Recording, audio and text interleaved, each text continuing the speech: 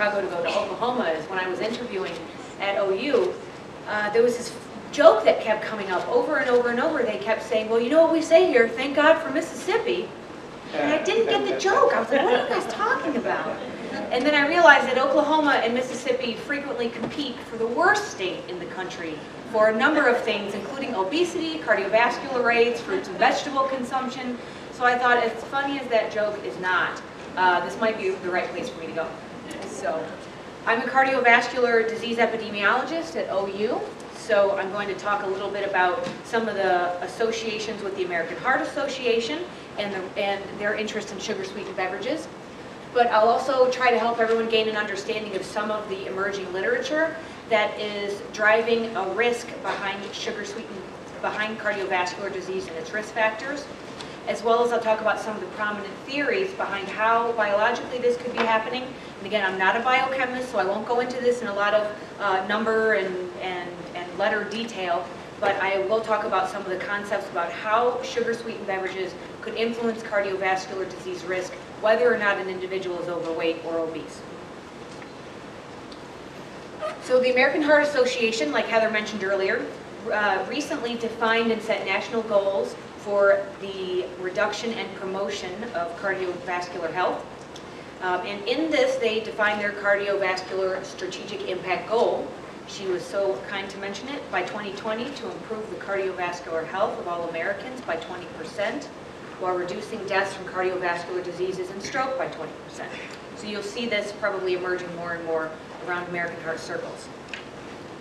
So what was interesting about this, for the first time, I know it might sound odd, but they had never really defined an overall encompassing definition of what cardiovascular health was. So they did this by defining 7 components of cardiovascular health.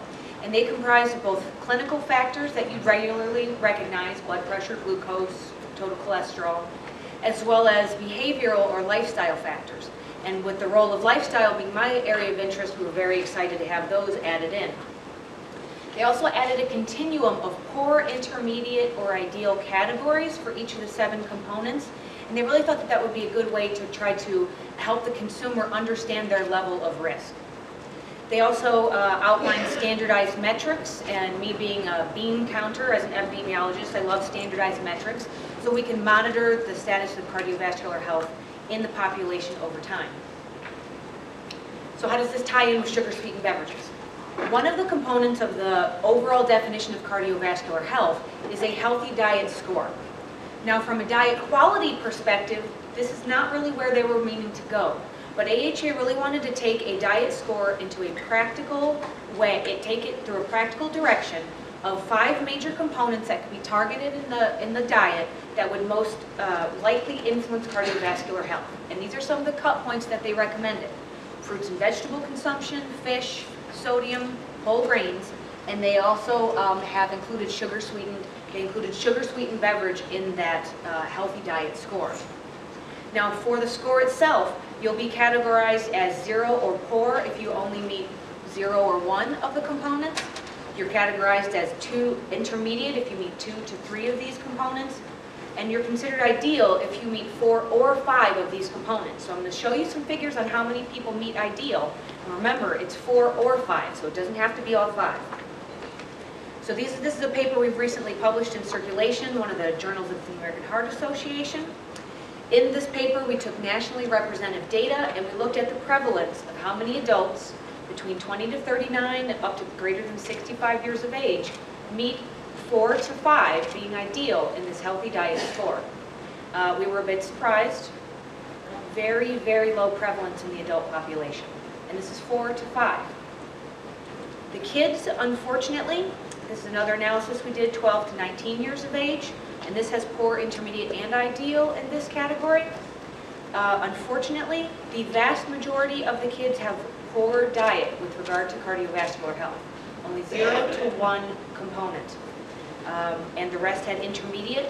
Less than 1% of the children had an ideal healthy diet score. When we look at the individual components of the healthy diet score, there's a glass half full and a glass half empty perspective on this. For sugar-sweetened beverages, the glass half full is yay, the largest proportion of adults met the recommendation for sugar-sweetened beverages. But the glass half empty perspective is 35% of males and less than 50% of females consume less than the recommended amount, which is 450 calories or less than 36 ounces per week. Now the kids in general are all shifted lower. They're worse off than the adults in the diet category.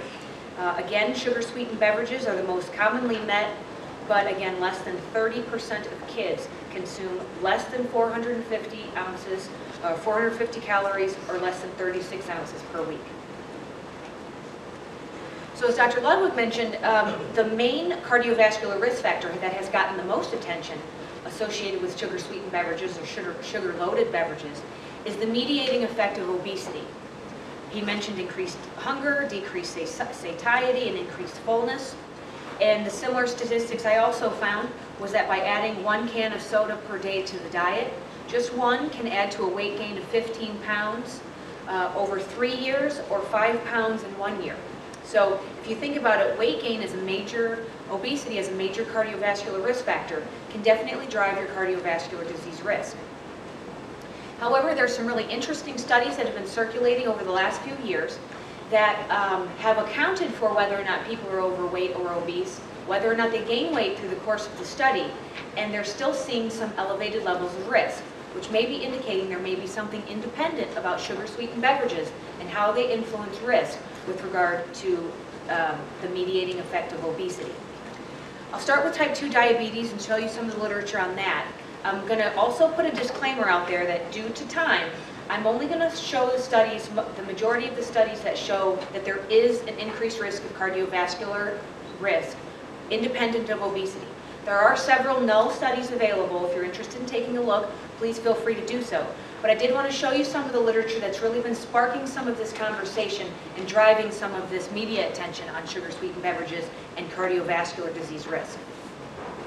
So with regard to type 2 diabetes, the majority of the studies and their results look similar to what you see here in the Nurses' Health study. For those of you who aren't familiar with the statistics, I'll give you a quick run-through. Here across the x-axis, we have category of sugar-sweetened beverage consumption. This study looked at less than 1 per month up to greater than 1 per day. The risk measure here is a relative risk. You'll also see a hazards ratio or a hazard on some of these figures. And a level of 0, oh, I lost my corner, here it is. A level of 0 is considered either the reference group or no increased risk. So if you see a higher than 1 value, 1.6, 1.5, what that translates into is a % increase in risk above 1. So for example, this category here that has 1.83 for the level of risk associated with 1 or more sugar-sweetened beverage, these women, for the Nurses' Health study, exhibited an 83% risk for developing type 2 diabetes compared to women over here who consumed less than 1 per month. Now what's interesting about these findings, you see the 2 boxes. Here's the light box. This is a multivariate model adjusted for all of these things down here. What the orange box shows is the association after accounting for obesity. And this is a very common trend that you'll see with a lot of different cardiovascular risk factors relative to sugar-sweetened beverage consumption. You see that there's a similar trend with no adjustment for obesity. You see a higher and a stronger trend.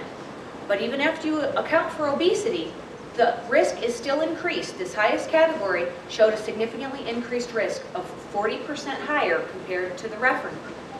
So I just wanted to give you a rundown on how the rest of these figures are going to go and what the numbers mean. So I'll go through them a little bit faster. This is a meta-analysis of multiple longitudinal or prospective studies. Dr. Ludwig also mentioned these are some of the strongest evidence, and I'll also focus on observational and prospective observational studies because they do have some of the strongest evidence. This study by colleagues at Harvard, they combined the results and really synthesized the results of 9 longitudinal studies, and they found that the highest level of sugar-sweetened beverage in their study compared to the lowest group exhibited overall, when you kind of combine all the results together, a 26% increase in risk for developing type 2 diabetes. And the majority of these studies, if not all of them, did account for whether or not individuals were overweight or obese at the beginning of the study and whether or not they gained weight through the course of the study. So these are interesting findings. They're causing some stir. So if it is just more than obesity, how is it occurring? What biologic mechanisms are driving the associations? And this is a very watered down sort of scientific explanation, so if there are any biochemists in the room, I apologize. But the way I describe it to patients or when I speak to my students or different people that are interested in this topic, with regard to type 2 diabetes, if sugar-sweetened beverages are consumed, they are very rapidly digestible high loads of sugar. And these high loads of sugar are metabolized quickly and dumped into the bloodstream, and they cause rapid spikes in blood glucose. Now your body responds by secreting insulin to bring that blood glucose down. So blood sugar goes up, insulin goes up, brings the blood sugar down. Over time, you get excessive excretion of insulin in response to these repeated bouts of high glucose. So if you think 4, 5, 6, 7 or more drinks per day, this is happening quite frequently, and insulin levels are going to be pretty high throughout the day to keep catching and chasing these glucose levels.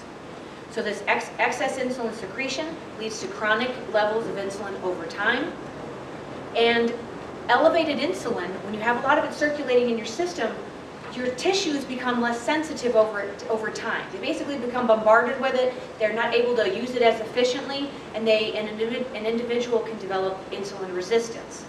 Now, insulin resistance is a key clinical characteristic for type 2 diabetes, so this is potentially one of the mechanisms behind sugar-sweetened beverages causing increased risk for type 2 diabetes. Now, diabetes isn't the only risk factor that's gotten some attention. I'll show you a couple of studies, some of the foundational studies that came out. Now, remember I spoke briefly about the level of risk. If the values are over than 1 and they're statistically significant, they basically mean that proportion amount of increased risk. So this study here in a community sample of middle-aged adults, there was approximately 8,000 participants. These are all the participants that were at risk. With one or more sugar-sweetened, one sugar-sweetened beverage per day, they saw an increased risk over time of upwards of 35% higher risk for developing high triglycerides. This was a fasting high triglyceride level. Now, if you look at more than one, you see a similar association. One or more, up to so the range here was about 22% to about 35% increased risk of developing high triglycerides. Again, after accounting for all of the factors you'd normally think about when you account for elevated blood lipids. This study also looked at whether or not people developed low levels of your good cholesterol. So over time, if they had good levels of their good cholesterol, over time did they go down? This study showed similar associations. The range was between a 22% higher increase in an incidence of low good cholesterol, low HDL, up to a 38% increase in risk for low HDL cholesterol. Similar findings across another observational study. So you see kind of how the trends are rolling out. When someone in one of these large studies does something, everyone says, let's see if this is the same in our study. So everybody starts jumping on the bandwagon to see if their paper, if their data will show the same findings. And this study from the Coronary Artery Risk Development in Young Adults study, the CARDIA study, one of the field centers is actually right here in Chicago at Northwestern. They recruited 5,500 adults, and they've been following them for 30 years now. And what they found, similar results, elevated risk of high triglycerides. Now this risk is going to be a little bit different because they looked at levels, they looked at quartiles of sugar-sweetened beverage consumption. So lowest 25%, middle 50%, and then the highest 25%. And as the levels of consumption moved up according to quartiles of sugar-sweetened beverage consumption, they also saw higher triglycerides, higher LDL, higher levels of the low, higher levels of the bad cholesterol. And they also saw a trend, similar trend, but not statistically significant, to low levels of the good cholesterol. So we've talked about type 2 diabetes. There's evidence potentially that blood lipids could be influenced. Now, I think some of the most interesting findings are related to hypertension. This study, called the PREMIER study, is one of the foundational studies where they did an 18-month intervention, behavioral intervention trial. Now, what was interesting about this study is they monitored what people were eating at the beginning of the behavioral intervention, and they measured their intake throughout the study, and they categorized people according to the amount of sugar-sweetened beverages they reduced in their diet. So here on the top, we see these are the people that reduced their sugar-sweetened beverage consumption the least, and these are the people that reduced their sugar-sweetened beverage the most. Everybody did overall reduce it because it was part of the intervention, but some people reduced it more than others. What they saw over this 18 months is that people who reduced their sugar-sweetened beverages the most, even after accounting for the weight loss and even accounting for changes in obesity, the people who changed their weight loss the most experienced the greatest lowering in systolic blood pressure, a greater lowering of diastolic blood pressure, and they saw a trend that the highest amount, the people who changed their sugar-sweetened beverage the most reductions, they saw the highest percentage of people who changed from being hypertensive to not hypertensive. Okay, so these are some really interesting findings. Again, they accounted for any weight or obesity change during the course of the study, and on average, people changed their diastolic blood pressure about 2 points and changed their diastolic blood pressure around 1 point. Now, when you think about that in an individual patient, 1 or 2 millimeters is not really, you might think that that's not a big deal. But if you were to look across the population, and if you had everyone in the US reduce their blood pressure by 1 or 2 points, that results on a population level in dramatic reductions in cardiovascular disease events. So this was some really interesting findings and some of the first evidence that sugar-sweetened beverages may be an intervention tool to reduce blood pressure, whether, beyond the effects of weight loss. These are similar findings. I'm going to show you some similar findings in the Nurses' Health study that Dr. Ludwig also talked about. Before accounting for BMI, they saw a 60% increased risk in developing hypertension in the women who consumed 4 or more sugar-sweetened beverages a day compared to those that consume less than 1 per day. When you account, these are 2 separate cohorts. This one here had approximately 80% risk in developing hypertension compared to less than 1 sugar-sweetened beverage per day. But again, when they adjusted for all of the variables down here on the bottom, which includes BMI, similar trends, similar things start to happen. The associations are not as strong, but they're still statistically significant. There's still something potentially independent about sugar-sweetened beverages and cardiovascular risk that's not explained by obesity. So a lot of the press, a lot of different avenues have been pushing this question, okay, yeah, higher blood pressure, higher glucose, yeah, that's all and well. But at the end of the day, is this going to translate into more heart attacks, more strokes, more cardiovascular disease events? Now, this can be a very difficult question to answer, and there's only a few studies that have been following people long enough to really wait for them to start developing cardiovascular events.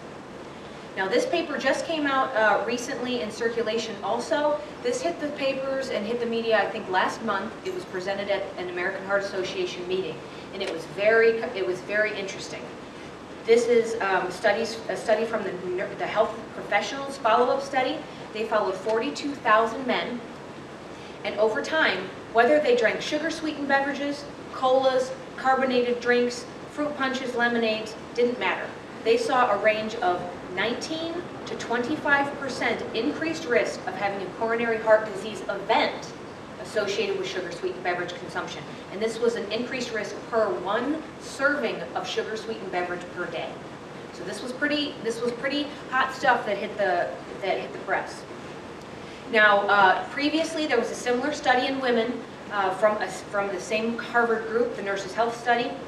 They saw increased risk of coronary heart disease events in this cohort of women, 88,000 women, similar findings. Total sugar-sweetened beverages, colas, and fruit drinks and punch all showed an increase in coronary heart disease risk for events between 28 to about 40% increased risk in this group of women. So I'm going to talk now about some of the potential concepts behind how this could be happening biologically. Talked a little bit about the spikes in blood glucose that could be driving the risk behind type 2 diabetes. There's also a potential culprit that's very hot in the press right now also. There's been a lot of bad juju that's been sprinkled over fructose. So fructose, if you're not familiar, fructose is one of the chemicals that is used to sweeten most U.S. beverages in the form of either sucrose, which is 50% glucose, 50% fructose, or high fructose corn syrup. I love the high fructose corn syrup ads that are circulating.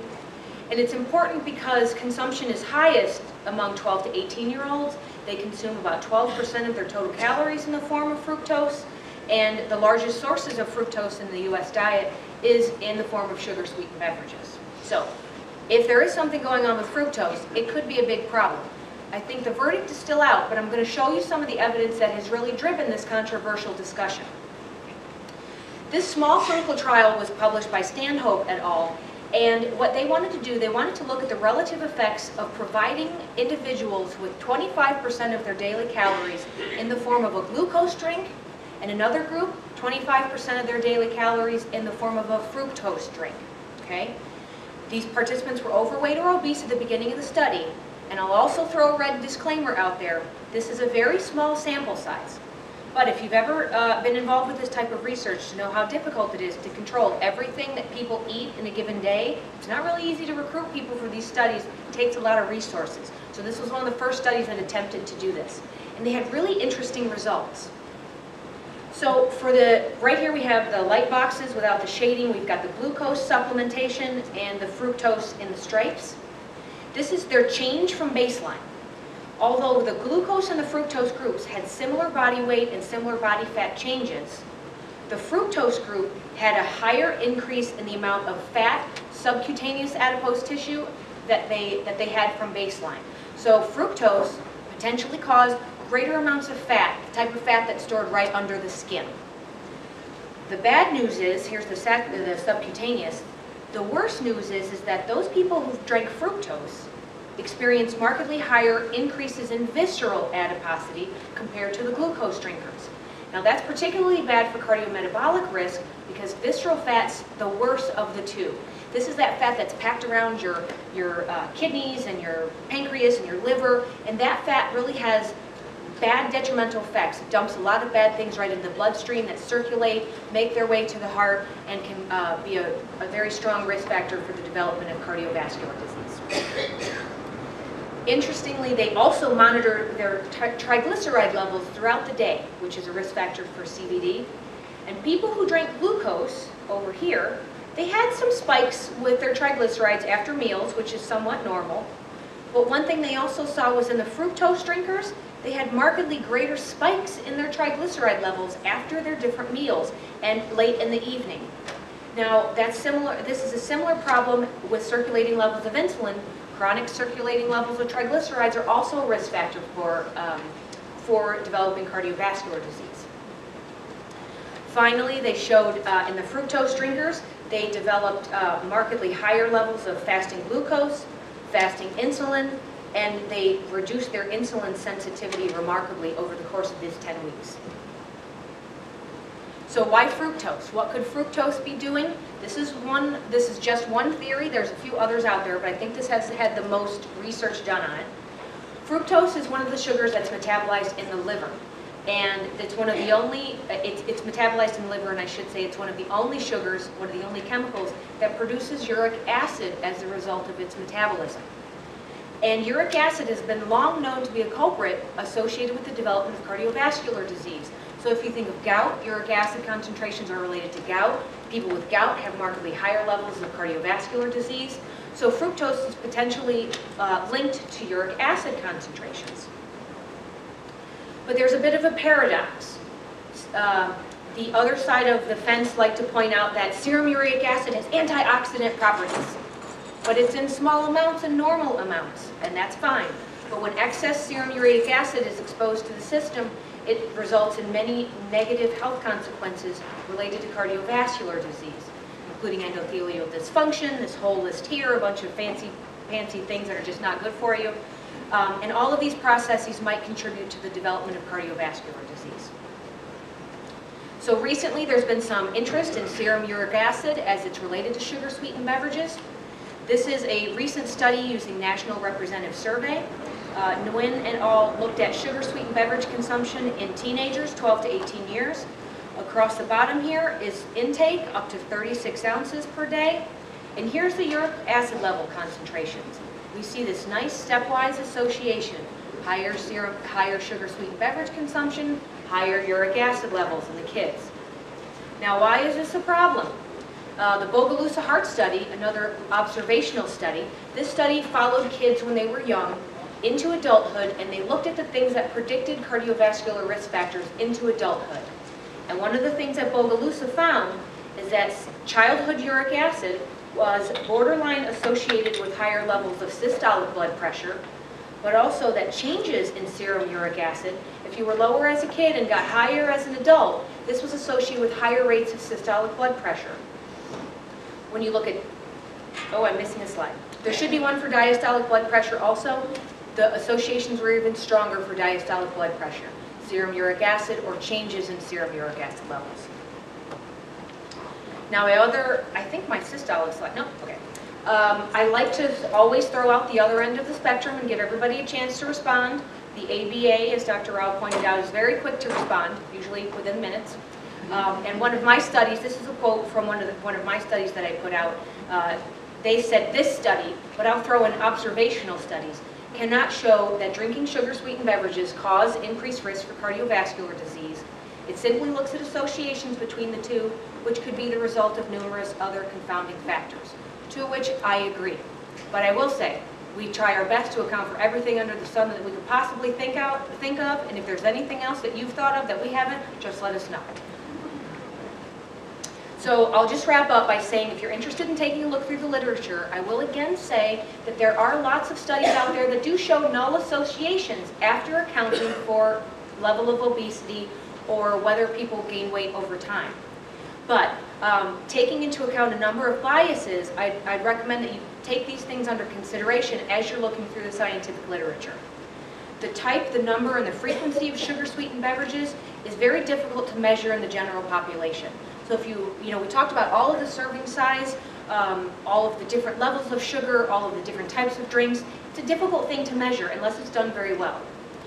There's a wide range of sugar across all the sugar-sweetened beverage drinks and lots of other beverages that do contain sugar that are sometimes not captured in studies, so keep that in mind. And also, if the studies do not account for other lifestyle factors that may influence cardiovascular disease risk, it may change or influence the association. So if they don't account for physical activity or other dietary factors or other things that could be confounding this association, it could influence the associations that you see, towards the positive or towards the negative. So I'll conclude that there is a large body of epidemiologic and particularly observational evidence that there may be an independent risk of cardiovascular disease associated with sugar-sweetened beverage consumption. However, the majority of the studies are observational. There are only a few clinical trials that are available, like the fructose study that I showed you, that are really starting to get into some of these questions, and we need to really wait to draw definitive conclusions on whether it's independent of obesity until we get a bit more information. When we get more information, we'll be able to really hammer down some of the precise mechanisms by which this might be happening. But if you'd like to send a take-home message to your families or your patients, whatnot, the AHA recommends, because of the strong link with obesity, to reduce your sugar-sweetened beverage consumption down to less than 450 calories or less than 36 ounces per week for both children and adults. So I will thank you for your time. Here's my contact info, and if you have any questions, we're going to